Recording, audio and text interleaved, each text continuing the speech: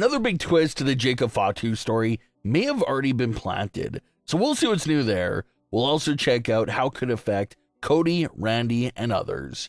Starting things off with the latest updates and new developments from the Jacob Fatu Backstage attack. Like we mentioned right before this moment happened, it does feel like a full-blown remake of the Jade Cargill Backstage attack from late 2024. Both stories are identical in major ways, and a lot of the things that we're discussing back then with the Jade Cargill situation, we're going to be bringing up those things again here with the Jacob Fatu case, because those same things apply here. And one of those main things is that it won't be the obvious choice. With Jade Cargill, the obvious choice at the time was Liv Morgan and Raquel Rodriguez. And even though Liv and Raquel were both grimy heels at the time, they swore that they didn't do it, and it felt genuine. It felt like they were both telling the truth that they didn't do it. And Jacob's situation directly mirrors this point.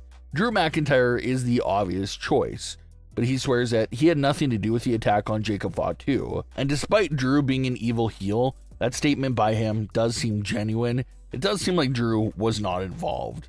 So Drew is no doubt still on the list of suspects, but since he's the obvious choice, it feels too easy. It feels like it can't be him, so it goes to the bottom of the list of suspects. And in the last update, we listed Cody Rhodes and Randy Orton as the two other main suspects. And it may be insane to say and think about, but at this current moment in time, it does seem like there's a higher percentage that Randy Orton or Cody Rhodes was responsible for the attack on Jacob Fatu rather than Drew McIntyre. And once again, borrowing something from the Jade Cargill situation, we brought up how the attack like this usually comes from someone you trust. It's usually coming from someone you probably feel comfortable with, and comes at a time that you have your guard down. That was the case with Jade Cargill. She was close friends with Naomi, so that's what opened up the door for Naomi to get close, make Jade feel comfortable, and then throw her into that car.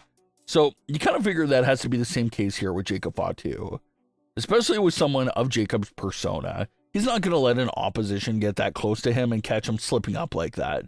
That's not the type of person that Jacob Fatu is. He would never allow that and never let that fly, which tells us that the attack had to be either from behind, maybe it was completely unexpected like that, or maybe it was face-to-face. Maybe he did let someone get close, but if he did, it had to be someone he's on friendly terms with. Someone who Jacob thought he was cool with that just got up close and caught him by complete surprise. And if that's the case, that's what keeps Cody Rhodes and Randy Orton so high up on the list of suspects. Cody and Randy are both on friendly terms with Jacob Fatu, so they could have got the jump on him because of that reason. Just look at earlier in the night, Cody and Jacob did share a friendly encounter with each other. Friendly chatter about how Jacob was coming for Cody's title.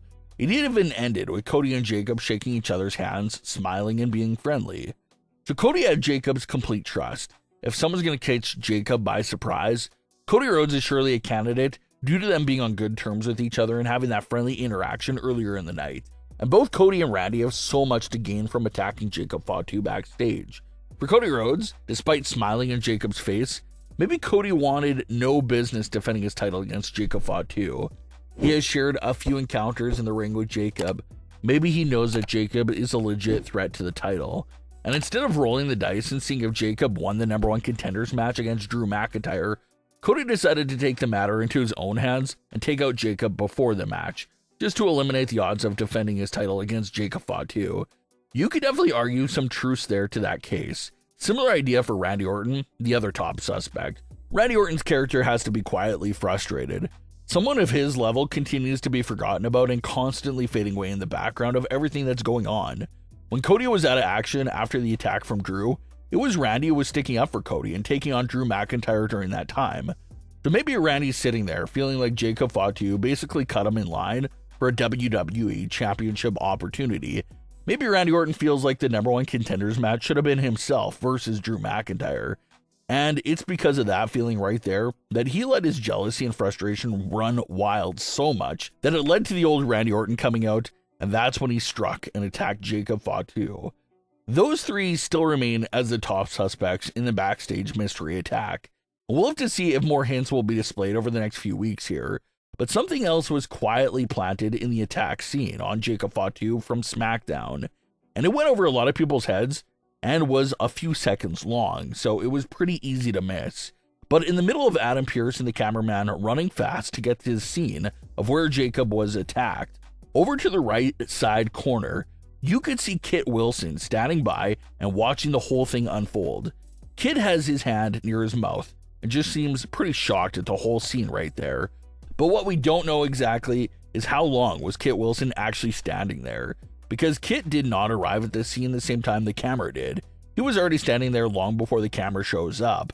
And it does not seem like Kit Wilson had anything to do with the attack itself, because obviously someone who did it wouldn't just be standing there. You would imagine that they would flee the scene as soon as possible. So depending on how long Kit Wilson was standing there, it seems possible that Kit Wilson could turn out to be the one and only key witness to the backstage attack on Jacob Fatu. Back when the situation was happening with Jade Cargill, the key witness theory was someone we discussed there as well.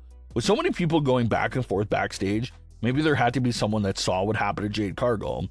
They ended up not having a witness for the Jade Cargill attack, but here at Jacob's attack, a witness is literally planted right there at the scene of the crime.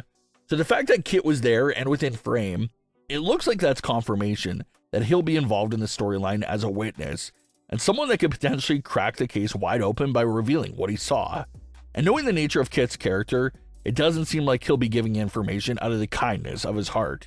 He could probably try and negotiate a reward or something for himself in return for the full witness statement.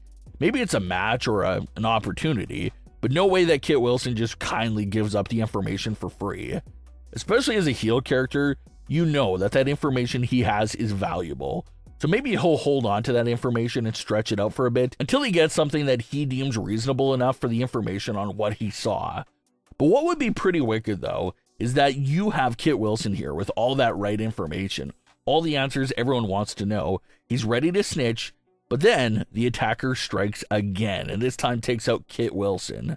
By the attacker coming back and taking care of Kit Wilson, the attackers once again covered their tracks and gotten rid of the one person that saw everything and was about to blow their cover.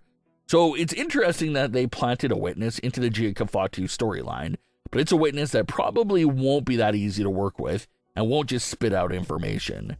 So do they have Kit reveal who did it? Will Kit get taken out by the attacker before he can even say anything? Or will they handle the reveal in a very similar way how they handled it with Jade Cargill?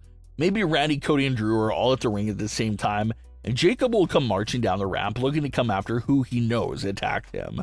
A reveal like that sounds intense, but it's just too similar to Jade's reveal, so maybe they can shake it up a bit there. But what are your thoughts on today's stories? Leave your comments below. Don't forget to subscribe with all notifications on, and leave a like if you enjoyed. Thanks for watching, guys.